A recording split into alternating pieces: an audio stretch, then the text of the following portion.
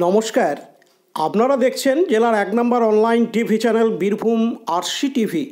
শুরু করছি আজকের সংবাদ। বিস্তারিত সংবাদে যাবার আগে দেখে নেব সংবাদ শিরোনাম। পৌরসভার মজদুর কর্মচারী কংগ্রেসের তরফ থেকে বিক্ষোভ কর্মসূচি।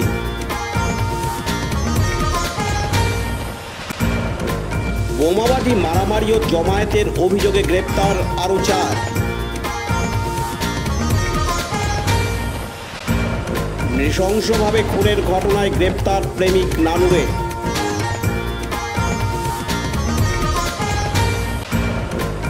হস্তশিল্প মেলার উদ্বোধন বোলপুরে।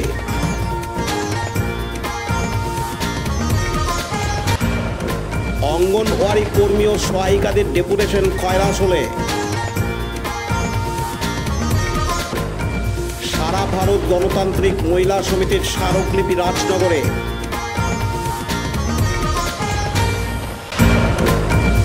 ভিড়ে ঠাসা ঐতিহ্যবাহী শান্তিনিকেতনের পৌষ মেলা।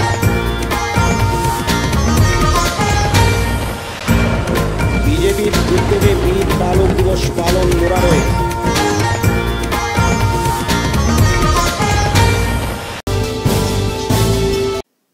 সিউড়ি পৌরসভার মজদুর কর্মচারী কংগ্রেসের তরফ থেকে বেশ কিছু দাবি দেওয়া নিয়ে আজ বুধবার ২৭শে ডিসেম্বর সিউড়ি পৌরসভার সামনে বিক্ষোভ কর্মসূচি করেন তারা, এবং তারপরেই তাদের দাবি দেওয়া নিয়ে সিউড়ি পৌরসভার চেয়ারম্যান উজ্জ্বল চ্যাটার্জির সাথে দেখা করেন এবং তাদের দাবি দেওয়াগুলি লিখিত আকারে জমা দেন। পরে আজকের মতন তাদের বিক্ষোভ সমাবেশ স্থগিত রাখেন। তবে তাদের দাবি দেওয়াগুলি না মানা হলে পরবর্তীকালে বৃহত্তর আন্দোলনের নামবেন বলে জানান সিউড়ি পৌর কর্মচারী কংগ্রেস।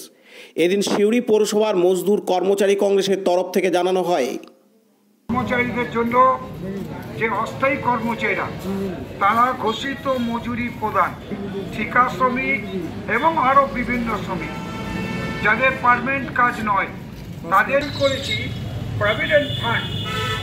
সকলের প্রভিডেন্ট ফান্ড চাই।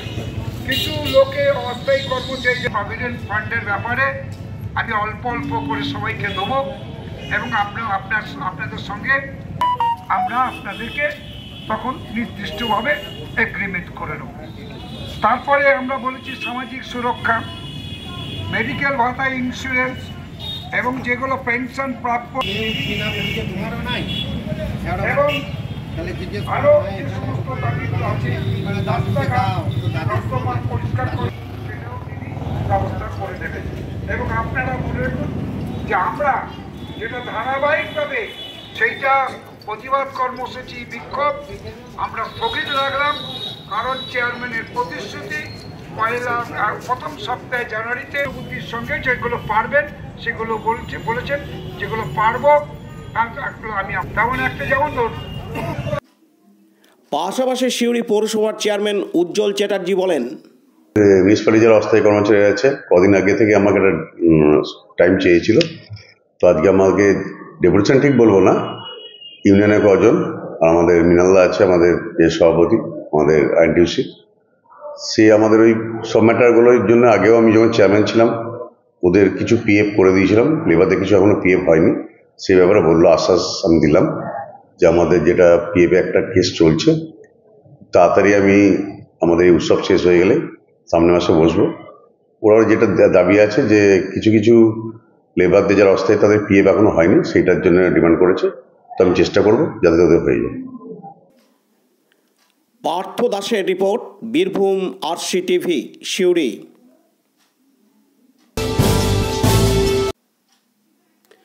গত ২২শে ডিসেম্বর দুবরাজপুরের যশপুর গ্রাম পঞ্চায়েতের খোয়াজ মোহাম্মদপুর গ্রামে বোমাবাজি, মারামারি ও অবৈধভাবে জমায়েতের অভিযোগে আরও ৪ জনকে গ্রেপ্তার করল দুবরাজপুর থানার পুলিশ।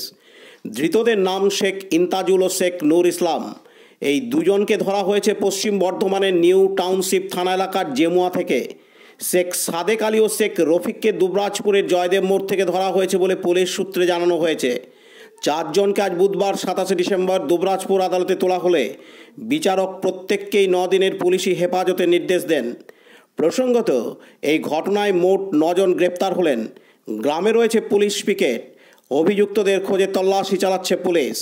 এদিন দুবরাজপুর আদালতের সহকারী সরকারি আইনজীবী রাম শান্তনু নায়ক জানান, গত 22 তারিখ দুবাইপুর থানা অন্তর্গত খোয়াই মোহাম্মদপুরে যে ঘটনা ঘটেছিল, আজকে পুলিশ আরও 4 জনকে অ্যারেস্ট করে দুবাইপুর আদালতে তুললে বিচারক তাদের 9 দিনের জেল হেফাজতের নির্দেশ দেন। ওদের নাম শেখ সাদেক আলী আর শেখ রফিক, এদেরকে জয়দেব মোড় থেকে তোলা হয়েছে। আর শেখ ইন্তাজুল এবং শেখ নুর ইসলামকে দুর্গাপুরের জেমোয়া গ্রাম থেকে নিউ টাউনশিপের পুলিশ স্টেশনের মধ্যে পশ্চিম বর্ধমানের ওখান থেকে তোলা হয়েছে। Laltu Mukherjee report, Birbhum RC TV, Dubrajpur. এখন বিজ্ঞাপন বিরতি, ফিরে আসছি বিরতির পর। সব থেকে ভালো চিকিৎসা সবচেয়ে কম খরচে, সবচেয়ে কম খরচে। সব থেকে ভালো চিকিৎসা সবচেয়ে কম খরচে, সবচেয়ে কম খরচে। বিশ্বমানের স্বাস্থ্য পরিষেবা মিলবে দিনে রাতে, বিশ্বমানের স্বাস্থ্য পরিষেবা মিলবে দিনে রাতে। মণি মহেশ হসপিটাল, মণি মহেশ হসপিটাল, মণি মহেশ হসপিটাল, মণি মহেশ হসপিটাল। মণি মহেশ হসপিটাল, দুবরাজপুর, বীরভূম।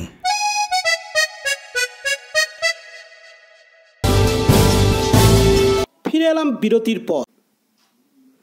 বীরভূম জেলার নানুর বিধানসভার অন্তর্গত বোলপুর থানার যজ্ঞনগর গ্রামের ছেলে ও মেয়ে গাজু ও কুতুবা একে অপরকে ভালোবাসতেন। দীর্ঘদিন ধরে তাদের প্রেমের সম্পর্ক ছিল। মেয়ের বাবা মা সেই সম্পর্কে রাজি ছিল না, তাই মেয়েকে বুঝিয়ে অন্য জায়গায় বিয়ে দিয়ে দেয় মেয়ের বাবা কুদ্দুস শেখ। কিন্তু বিয়ের 7 দিনের মাথায় মেয়ে বাবার বাড়িতে অষ্টমঙ্গলা করতে আসে। সেই খবর পায় প্রেমিক গাজু শেখ। সোমবার 25শে ডিসেম্বর 4 চাকা গাড়ি নিয়ে মেয়ের বাড়ির আশেপাশে ঘোরাঘুরি করে। হঠাৎ বাড়ি থেকে বেরিয়ে প্রেমিক গাজু শেখের গাড়িতে উঠে পড়ে প্রেমিকা কুতুবা খাতুন। বাবা মা জানতে পেরে গাড়ির সামনে চলে আসে। প্রেমিকা গাড়ি নিয়ে পালানোর চেষ্টা করলে বাবা মা প্রতিবাদ করে, কিন্তু প্রেমিক গাজু শেখ মেয়ের বাবা কুদ্দুস শেখের উপর দিয়ে গাড়ি চালিয়ে চলে যায়। স্থানীয় বাসিন্দারা তড়িঘড়ি উদ্ধার করে হাসপাতালে নিয়ে গেলে চিকিৎসকরা মৃত বলে ঘোষণা করে। ঘটনার পর এলাকায় চাঞ্চল্য ছড়িয়েছে। এই খুনের ঘটনায় গতকাল মঙ্গলবার 26শে ডিসেম্বর রাতে প্রেমিক গাজু শেখকে গ্রেপ্তার করে বোলপুর থানার পুলিশ। আজ বুধবার 27শে ডিসেম্বর তাকে বোলপুর আদালতে তোলা হয়। জানা যায় কুদ্দুস শেখ তৃণমূলের আদিকর্মী, খুব ভালো ছেলে। এদিন তার বাড়িতে হাজির হন জেলা পরিষদের সভাধিপতি ফাইজুল হক ওরফে কাজল শেখ। সামগ্রিকভাবে সহযোগিতার হাত বাড়িয়ে দেন তিনি। এদিন জেলা পরিষদের সভাধিপতি ফাইজুল হক ওরফে কাজল শেখ জানান, হচ্ছে নানুর বিধানসভা একটা গ্রাম, আমার পার্শ্ববর্তী গ্রাম। আর যে ছেলেটা কুদ্দুস শেখ নিহত হয়েছে, সেই ছেলেটা হচ্ছে আমার দুর্দিনের সাথী, আমার মামাটি মানুষের একজন সৈনিক, আমার সহকর্মী। স্বভাবতই পরশুদিন আমি সময় পাইনি, না পাওয়ার জন্য আজকে তার বাড়িতে গিয়েছিলাম এবং তার পরিবারে একটা ছোট্ট বাচ্চা ছেলেও আছে। তাদেরকে আশ্বস্ত করলাম সব দিক দিয়ে তার পাশে আমরা থাকব, সব দিক দিয়ে তাকে সহায়তা করার অঙ্গীকার করলাম। সঙ্গে সঙ্গে বীরভূম জেলা পুলিশ প্রশাসন অতি সক্রিয় আছে, সঠিক এবং যেটা ন্যায় ন্যায্য সেই দিক দিয়ে বিচার বিবেচনা করেই যারা এই ঘটনায় দোষী তারা প্রত্যেককে অ্যারেস্ট হবে, সে কথাই তাদের পরিবারকে আমরা বলে এলাম। এবং বীরভূম জেলা প্রশাসনকে আমি সেভাবেই বলবো যে যেন সঠিক যারা অপরাধী তারা যেন অ্যারেস্ট হয় এবং তাদের জন্য সঠিকভাবে আদালতে পেশ করা হয়। পরিবারের পাশে কি আশ্বাস দিচ্ছেন যে দাঁড়াবেন আপনারা? অবশ্যই ওই পরিবারগুলো দুর্দিনে আমাদের সঙ্গে সাথী। মমতা বন্দ্যোপাধ্যায়ের সৈনিক ছিল কুদ্দুস শেখ, সুতরাং স্বভাবতই তার পাশে দাঁড়ানোটা আমার নৈতিক কর্তব্য বলে মনে করি, দায়িত্ব বলে মনে করি। তাই সেই পরিবারটার পাশে আমি গিয়েছিলাম এবং সব দিক দিয়ে আশ্বাস নয়, পরিবারটার পাশে সব দিক দিয়ে থাকবো। যদি কোনো সময় কোনো দিক দিয়ে প্রয়োজন বোধ করে দাদা হিসাবে যখনই তার আমন্ত্রণ জানাবে, যখনই ডাকবে, সেই পরিবারটার পাশে গিয়ে দাঁড়াবো। কাজী আমিরুল ইসলামের রিপোর্ট, বীরভূম আরসি টিভি, নানুর। এখন বিজ্ঞাপন বিরতি, ফিরে আসছি বিরতির পর। RCS Network, high speed internet broadband cable TV and landline service provider, Dubrajpur, Birbhum।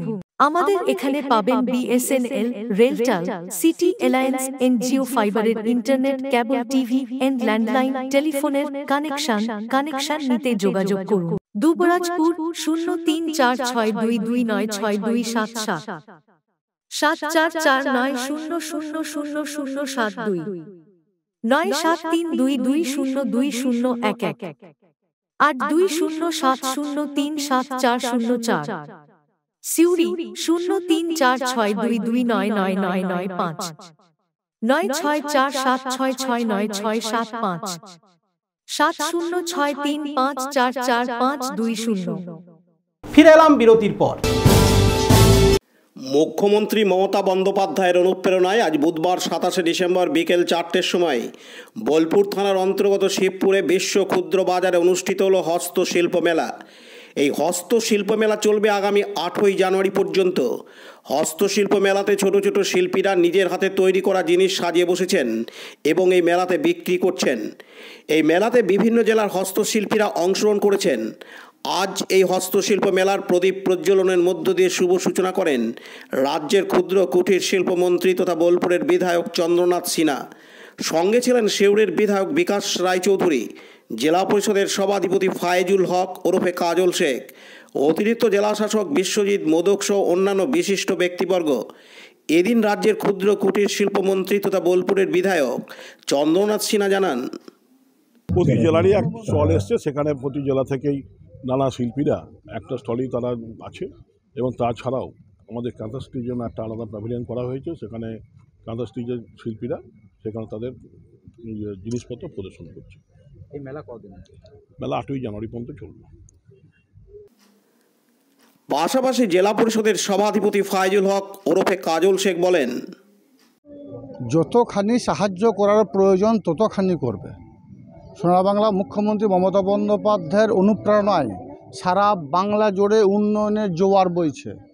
সেই উন্নয়নের জোয়ারে মমতা বন্দ্যোপাধ্যায়ের নির্দেশে যতখানি এগিয়ে যেতে বলুন ততখানি বীরভূম জেলা পরিষদ এগিয়ে যাবে। দেখুন, 35 বছর বাম শাসন আমলে হস্তশিল্প এটা বিলুপ্তির পথে ছিল।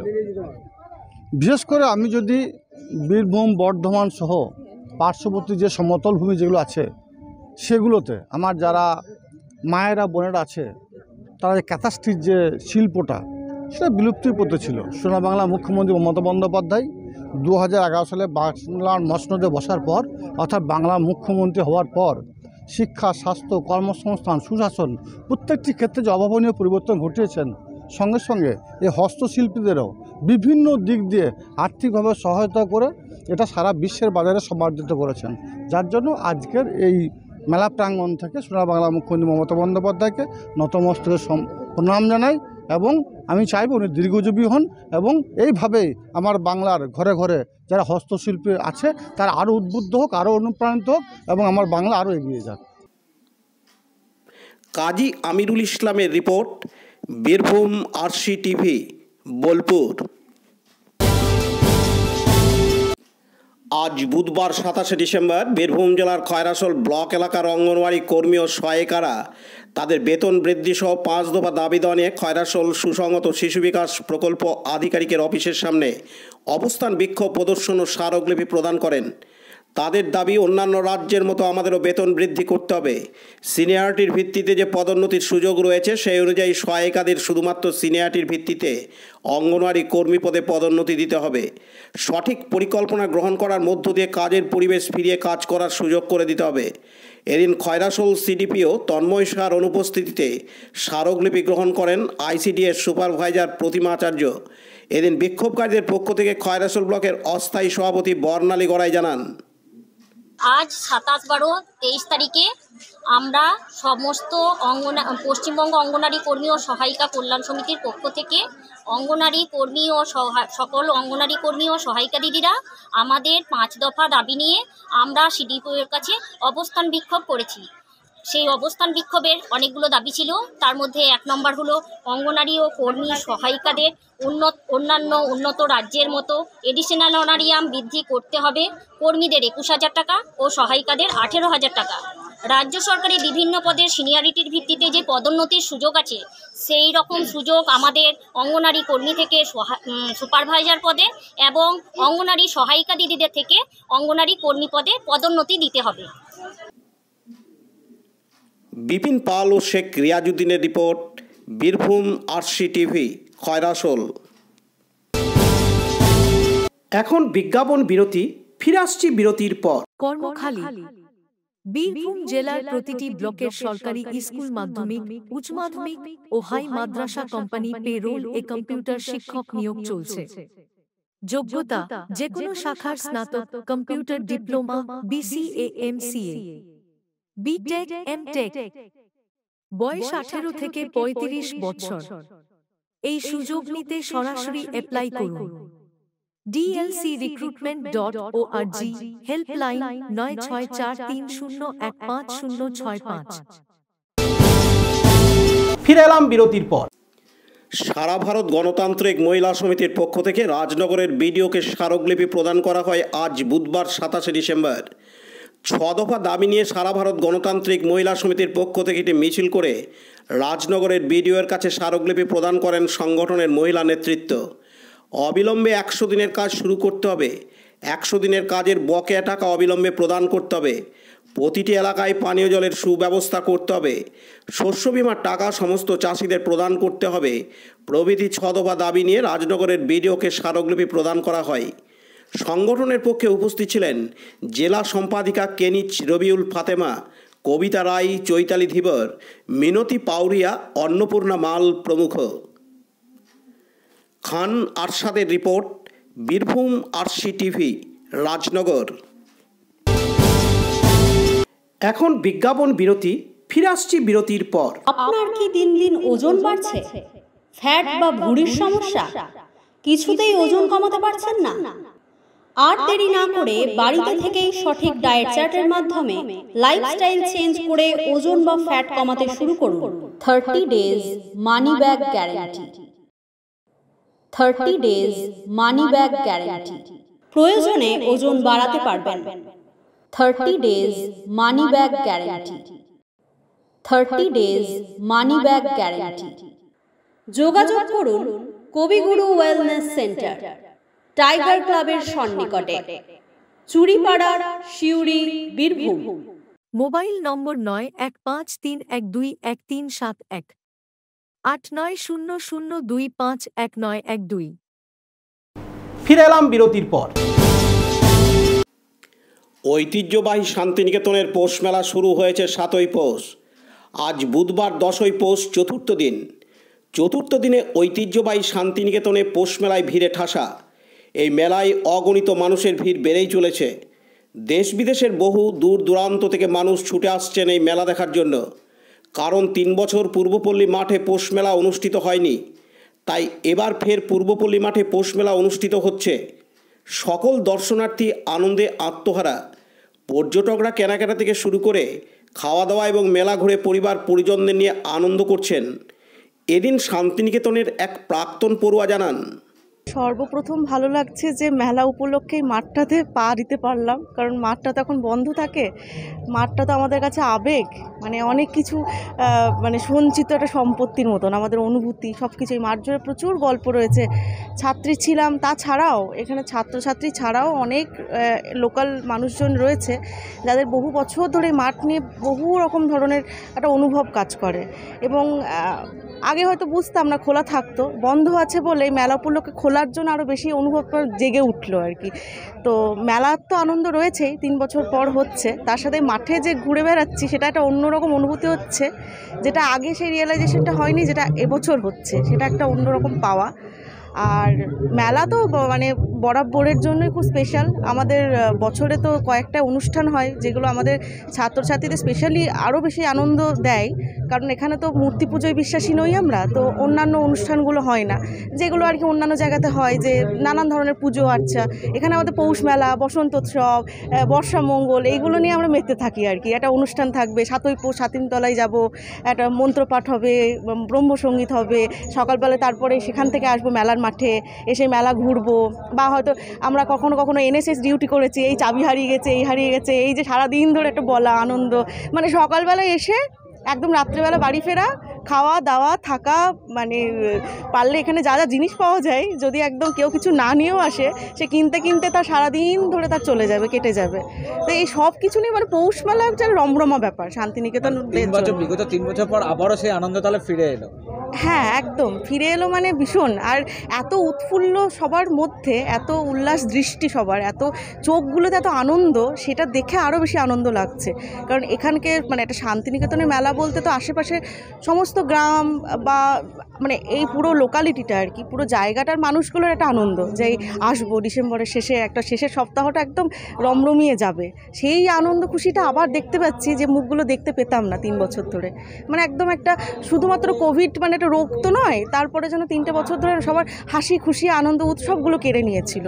তো সেইটা পাওয়াটা মানে সবাইকে দেখে যে আনন্দ হওয়াটা, এটা মানে সম অনুভূতি হয় না, সেই অনুভূতিটা আরও বেশি যেন মেতে উঠছি আর কি। সারাক্ষণ একটা বাউল গান হচ্ছে, চারিদিকে হই হই হই হই, কিচিরমিচির, নানান মানুষের নানান ধরনের টেস্ট, কেউ হয়তো বই পড়ছে, কেউ হয়তো জামা কাপড় কিনতে ব্যস্ত, কেউ খেলছে, কেউ প্রোগ্রাম দেখছে। অসাধারণ একটা মানে মিলন, একটা নানান ধরনের মানুষের একদম ওপর মহল থেকে নিচ মহল, মানে যে কোনো মহলের আর কি, সবাই একদম মিলন, মানে যেটাকে মেলা বলতে যেটা বোঝায় সেটাই আমাদের পৌষ মেলা, আমাদের শান্তিনিকেতন। কাজী আমিরুল ইসলামের রিপোর্ট, বীরভূম RCTV, বোলপুর। এখন বিজ্ঞাপন বিরতি, ফিরে আসছি বিরতির পর। জ্যোতিষ তন্ত্র যন্ত্র ও রত্নে অশুভ গ্রহের স্থায়ী প্রতিকার করা হয়। জ্যোতিষ ও বাস্তু সম্রাট শ্রী শিব শঙ্কর। জীবনে যে কোনো সমস্যা যেমন মাঙ্গলিক দোষ, কালসর্প দোষ, গুরুচণ্ডাল দোষ, বাস্তু দোষ, দৈন্য যোগ, দাম্পত্য কলহ, সন্তান, শনি সাড়েসাতি সহ বিভিন্ন জটিল সমস্যার সমাধান করা হয়। এছাড়া পড়াশোনায় বাধা, চাকুরিও বাধা, বিবাহে সমস্যা, ব্যবসায় ক্ষতি প্রভৃতি সমস্যার গ্যারান্টি সহকারে প্রতিকার করা হয়। কুষ্ঠি, ঠিকুজি ও বিবাহের জটক বিচার করা হয়। চেম্বার দুবরাজপুর, ওয়ার্ড নম্বর 6, মা আনন্দময়ী মন্দিরের পাশে, বীরভূম। বুকিং এর জন্য ফোন করুন 7908384147। ফিরে এলাম বিরতির পর। আজ বুধবার 27শে ডিসেম্বর বীরভূম জেলার অন্তর্গত মুরারই গুরুদুয়ারে বীর বালক দিবস পালিত হলো ভারতীয় জনতা পার্টির তরফ থেকে। এই বীর বালক দিবস অনুষ্ঠানে গুরুদুয়ারে উপস্থিত ছিলেন বীরভূম জেলা বিজেপির সাংগঠনিক সভাপতি ধ্রুব সাহা, বীরভূম জেলা বিজেপির সাংগঠনিক সাধারণ সম্পাদক অরিন্দম দত্ত সহ স্থানীয় নেতাকর্মীরা। এদিন বিজেপির জেলা সম্পাদক অরিন্দম দত্ত জানান, কে বীর বাল দিবস শিখদের দশম গুরু গোবিন্দ সিংয়ের 4 ছেলে, তারা মোগলদের সঙ্গে যুদ্ধে শহীদ হয়েছিলেন, তারই আমরা স্মৃতিতে বীর বাল দিবস হিসাবে, বলিদান হিসাবে এই মাতৃভূমি, এই ভারতবর্ষের যে পুণ্যভূমি, তার যে মূল্য তারা যা দিয়েছিলেন ধর্মের ব্যাপারে, তারা কোনো রকম পরিবর্তন করেননি এবং তারা নিজেদের বলিদান দিয়েছিলেন নিজেদিকে। এবং তারা বালক ছিল, তারা একজন 5 বছর বয়স, একজন 7 বছর বয়স। তারপর স্মৃতিতে আজকে আমরা তাদেরকে স্মরণ করলাম বীর বালক দিবস হিসাবে। আগামী দিনে এই বীর বালক দিবস সকলের মনে যাতে গেঁথে থাকে, পূর্ণ ইতিহাস হিসাবে গেঁথে থাকে, তারই চেষ্টা আমরা করেছি। দীপু মিয়ার রিপোর্ট, বীরভূম RCTV, মুরারই। আজকের সংবাদ এই পর্যন্ত। পরবর্তী সংবাদের জন্য চোখ রাখুন বীরভূম RCTVর পর্দায়। নমস্কার।